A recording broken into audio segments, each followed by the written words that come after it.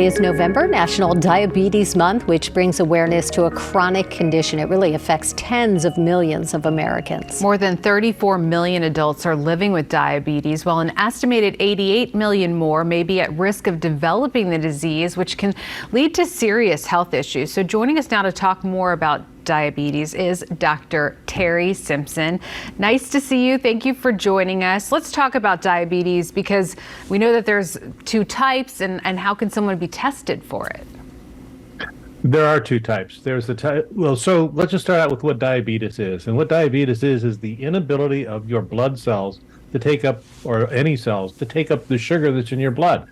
And if you think about blood sugar, if it's at a normal level, that's where we want to keep it, but we want to get that sugar into cells for it to be utilized. So people who have diabetes, the sugar builds up, they don't get it effectively into their blood cells, so they're chronically tired, they don't feel well.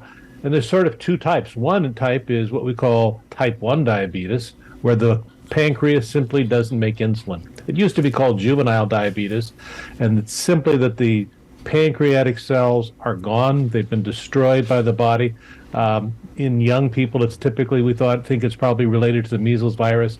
We've also discovered recently that COVID can destroy some of the insulin-producing cells of the pancreas.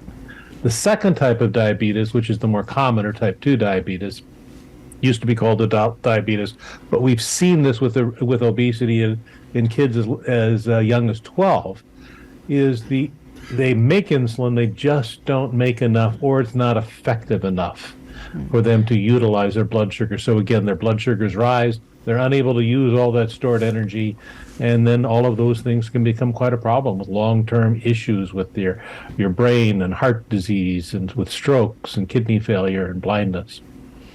So what can we do? What can we do to prevent it?